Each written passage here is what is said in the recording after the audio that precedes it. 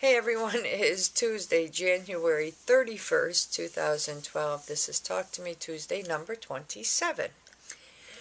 Don't have a whole lot of crafty to show this week because some of what I've been doing are the prizes for Alia for winning the contest last week. So can't show those because then she'll know what she's getting before she gets it.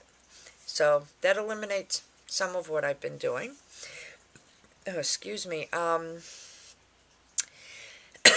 My January UFO, I didn't really set a definite goal. I did mention a few things that needed to be completed, but I didn't really set a definite goal for what I wanted to have done. I know my daughter wanted to get the advent calendar done. It's just I have to have a place. She's done her part. Now I have to have a place that I can lay out the picture, the calendar itself, and set down all the ornaments where we want them and mark all the little spaces, the little spots where they're going to have to hang, so that I can then sew on 25 tiny little hooks onto it. Then I still have to put the back on and I still have to put the edge on. So I'm going to try and work that in and get that done along with the baby Afghan for February, so that I'll be caught up. Baby Afghan, definitely coming apart. It is way too slow, way too boring. I am not at all happy working the pattern that came with the yarn, so definitely going to take it apart. I'm thinking of just looking through my crochet book of patterns and seeing what pattern I want to do and just doing one of those. Because like I said, boring, fall asleep, boring, no. Can't do it, not interested, so time to start over. Sent out a call for help for an issue with the sock pattern. Thank you, Jules, just for verifying that I was reading the pattern and working the pattern correctly. I did work out the issue with the heel, only to run into another problem. So I think I have to omit another one of their rows, because when I go to bring the work back together to work in the round, it's actually put me once again on the wrong side. And I'm saying, I'm really starting to regret having purchased this kit, but I'm going to hang in there. This time I did not take the entire sock apart. I'm just going to rework the heel. I'm going to omit that one particular row at the end of the increases and continue on from there and see what happens. And hopefully that'll do the trick. If I run into any more problems, that's it. I'm done with that pattern. But I am trying to be patient. I am trying to work it out because I really, I think they're cool. I think with a different color yarn, they'd look even better. I'm not really much of a gray sock person, but for running around the house or something, hey, what the heck. So anyway, that takes care of that, Hopefully by next week I will have figured out the problem and actually have at least one of them done. I mean, this is crazy. I've never taken this long to get something done. Haven't really worked on the other pair of socks that I chose because I've been more focused on getting the stuff done for Alia. Excuse me. I work in a building that is so dry that when I come home, everything feels like I have been through the desert, so it takes time to readjust. So anyway, was looking for a size 0, a number 0 pair or set of double pointed needles. My daughter did find some because our craft stores only go down to 1. But she did find some online at the Joann craft store, and she ordered them for me. And these are it's like working with toothpicks. So, really, really, really tiny, really, really small, itty bitty, skinny as all can be, really small, but really cool. And at the same time she ordered these for me, she also ordered this yarn. It's the Karen Simply Soft, and it's called Oceana. And it's really cool. It's got blues, purple, teal, little black. It's really neat. So, you know, if I can ever work this sock pattern out, heck, maybe I can make a pair of socks out of it. But you never know. So, decided to just take these to work with me last week with, I have a couple balls of this really thin, super thin yarn, and I mean super thin. It's like thinner, I believe, or just as thin as the size 10 crochet thread. So I took that with me just to mess around, get the kind of feel of these needles. And I made this tiny little knitted ball. Just a nitty bitty little knitted ball. And my kitty likes it. Only problem is, she bats it somewhere, and because it's so small, it gets lost. But that was just playing with it to see, you know, get the feel of the needles. And it's like really cool. Makes tiny little stitches.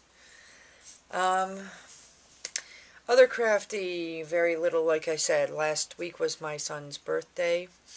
So I decided I was going to make him a little, you know, funky little gift for himself. For years now, I just give my kids cash for birthdays and Christmas for the most part because it's a lot easier. They're too old to shop for, and even when they were younger, it's here's a list, Mom, and they would change it like 20 times before Christmas. So I gave up. Here you go. Here's money. I'll take you to the store. You can shop for yourself. Whatever you get, you get. So I decided I was going to make him something, you know, just a little some whimsical something for his birthday. And I created a pattern for what I'm calling a forever cake. And here it is. He had decided on a French vanilla cake with whipped cream frosting. And we were in the store and he was joking about the frosting being blood red. So, thus the reason why the cake is a French vanilla cream color, just about. And then the icing is red. And I took little alphabet beads and I put happy birthday. And I hope you can get a good picture of that because I can't see what I'm doing. I'm working blind. The candle is actually crocheted right off the cake, and all I did was took a little Chanel, one of the bumpy Chanels, and put a piece down in there and folded it over to look like the flame. So there's his forever cake. He'll have it forever. And we did actually do his cake with the red icing on it. And then, of course, me, I have to either increase something or shrink something down. So I actually intended this to be a Valentine cake. It was going to be white with pink icing and then red hearts. And when I asked my son to grab the pink, I wasn't paying any attention. The lighting in my room isn't that bright. I don't like a lot of bright light, so I didn't realize he had grabbed the peach until after I was already working on it. So I decided to change what I was doing. And here is my miniature cake. It's just, I did the same pattern. I'm going to, you know, and then I just added a little decorative icing border at the top and a cute little flower in the center to make the cake complete. And it's just a dainty little, you know, special cake. I have, you know, some ideas, of course, floating around in my head. But this was my own pattern, and my daughter suggested I make a cake or a plate for it to sit on. So, you know, I think that would be neat. But that's my little cake that I made. And you can see the difference in size. Same exact pattern, same exact number of stitches. Way different in size. So, that was about it for Crafty for this week. Oh, one more thing before I forget. Forgot to show this poor little guy last week. My daughter bought a craft book that has like owls and hedgehogs and stuff like that in it. And one of the creatures in there is a snail. There's a larger one, a smaller one. I did the smaller one, and his name is Trapeze. So here's Trapeze. He was supposed to be shown last week, and sorry, I totally forgot. And I actually got some safety eyes that work. So, hey, safety eyes, yay! So there's Trapeze. Other than that, I think that's about it. Alia, I will message you as soon as your package hits the post office to be shipped out. Got one more thing I want to try doing. I'm not going to say what it is. That way that can be kind of extra special, but you know, I hope you really enjoy what you receive when you receive it. Other than that, I think that's it for me. I can't think of anything I'm forgetting. If I am, well, then you'll find out next week when I say, duh. So anyway, I hope everybody has a wonderfully crafty week, a wonderfully crafty weekend. I look forward to watching everyone's videos, and for me, it's goodbye and good night. It's actually only 10:14 in the morning, so here's hoping that this can get done and get uploaded so I can go to sleep by maybe 12 instead of 2 or 3. So I can get maybe 4 or 5 hours of sleep instead of 2 or 3 hours. So anyway, for me, it's goodbye, good night. For you, it's good morning, good afternoon, good day, good evening, whatever it is. I do hope it's a great one. I'll see y'all next week. Goodbye.